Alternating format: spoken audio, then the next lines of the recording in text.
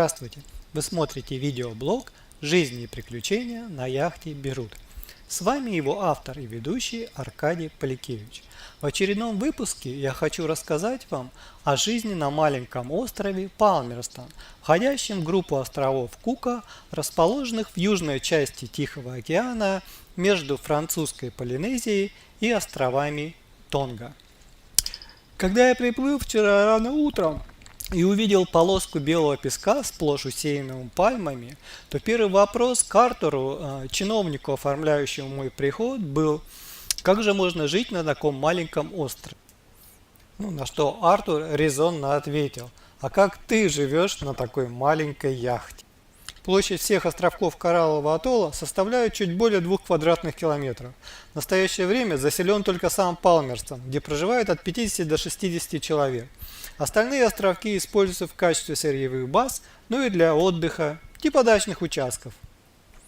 История Палмерстона началась с его открытия Джеймсом Куком в 1774 году. Первый раз он высадился на остров спустя 3 года, обнаружил его необитаемым, хотя здесь были и найдены 12 старых могил. А с середины 19 века на острове поселился англичанин Уильям Мастерс. Но обо всем по порядку. Как видите, добраться до острова не так просто. Требуется мастерское владение лодкой, чтобы успешно маневрировать среди коралловых рифов и сильных течений. Перед вами наш капитан Эдвард. Он чувствует себя среди рифов, как рыба в воде. На таких же маленьких алюминиевых лодках происходит разгрузка и погрузка судов, доставляющих товары на остров. Не исключено, что в 1863 году именно по этой живописной тропе прошел внутрь острова его основатель Уильям Мастерс вместе со своими 2 полинезийскими женами. На острове Уильям занимался заготовкой копры или кокосовой стружки. Когда же его работодатель внезапно умер на Таити, о своем сотруднике компания забыла. Что же оставалось делать бедному англичанину? Обзавестись 3-й женой и начать заводить детей. По одним данным, у Уильяма было 17, по другим 23 ребенка. Остров поделили на 3 части, по одной для каждой из его жен и детей.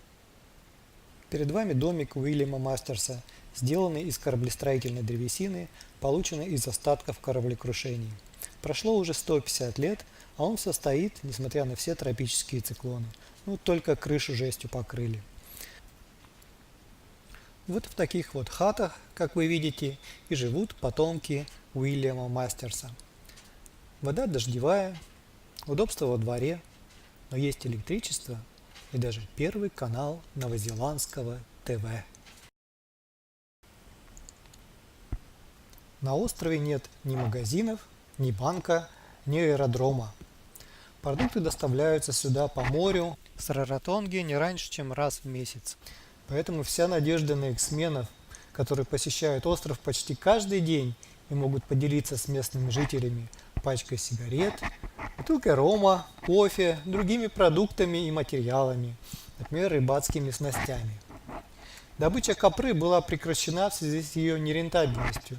Основной экспорт – это мороженая рыба-попугай, поэтому островитяне лидируют по числу морозильных камер на душу населения.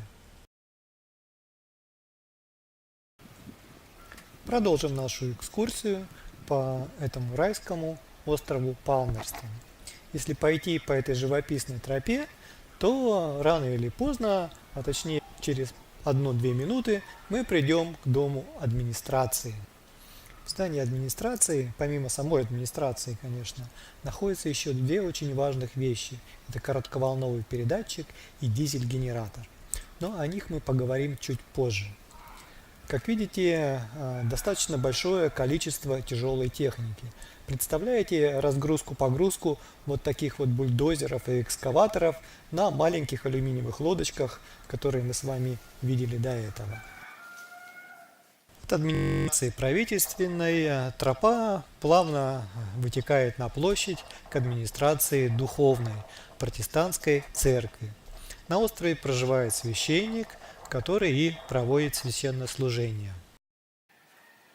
А вот этот колокол, снятый с разбившегося о рифы корабля Тистл, как раз и напоминает прихожанам о начале богослужений. Сразу за церковью находится кладбище, где как раз и похоронен Уильям Мастерс и многочисленные его потомки. Любопытно соотношение родственников, проживающих на острове и за его пределами. Как мы знаем, на Палмерстоне находится 50-60 человек, а на других островах архипелага и в Новой Зеландии, которая когда-то владела островами Кука, более 1500. Эта площадка связывает атолл с остальным миром. Большая спутниковая тарелка служит для телефонной связи, факсов и интернета. Маленькая через ретранслятор передает первый канал ТВ. Стоимость интернета на острове $50 за 1 гигабайт трафика в месяц. В качестве запасного варианта на случай урагана, который сметет все эти тарелки, есть коротковолновый передатчик, который находится в здании администрации. Недалеко от центра телекоммуникации находится школа Palmerston Lucky School. Здесь проходит обучение по домашней методике 20-30 детей. Я познакомился с молодым учителем из Детройта Джошем и его женой с Южной Америки Мелиссой, которые приехали сюда недавно по двухгодичному контракту. Джош рассказал мне, что все дети одаренные и, закончив школу, могут свободно получить высшее образование в каком-нибудь университете Новой Зеландии, например. Меня заинтересовала история устройства молодых учителей на таком удаленном острове. Оказывается, Джош и Мелисса до этого работали в Таиланде и Южной Корее преподавателями английского. А потом опубликовали статью в BBC Journal, пофантазируя, как хорошо было бы попасть на атолл Палмерстона. И вот после короткой переписки чудо случилось. А вот и солнечный заводик. Окупаемость такой электростанции 10 лет. Я предполагаю, что это не считая расходов на поддержание системы в рабочем состоянии. Сами солнечные батареи не требуют особого ухода.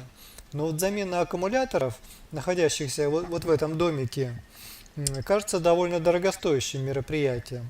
В качестве альтернативной электростанции есть дизель-генератор, который, как говорят, включаются, когда у местных жителей большие уловы рыбы. На острове нет врача, но есть медсестра, которая проводит прием вот в этом медпункте. Рожают обычно дома. Думаю, что любые серьезные заболевания требуют эвакуации на главный остров архипелага Раратонга. За церковью находится огромный колодец с грунтовой, слегка соленоватой водой. Жители острова предпочитают дождевую, в которой, как они говорят, нет недостатка. Колодезная же вода служит в качестве резерва. Некоторые жители, например, могут в ней помыть или постирать. Помимо рыбной ловли, островитяне занимаются растениеводством и животноводством. Ну, из животных в основном разводят кур и свиней. Какая хряха. Из растений выращивают помидоры, огурцы, салат, пряности. А это вот аллея для прогулок влюбленных, освещаемая фонарными столбами. На этом экскурсия по острову Палмерстон подошла к концу, и по той же живописнейшей тропинке мы возвращаемся на берег, откуда капитан Эдвард на своей алюминиевой лодочке доставит нас обратно на борт наших яхт. И мы покинем этот замечательный остров Палмерстон, и до следующих встреч помашет нам чайка. Спасибо за внимание.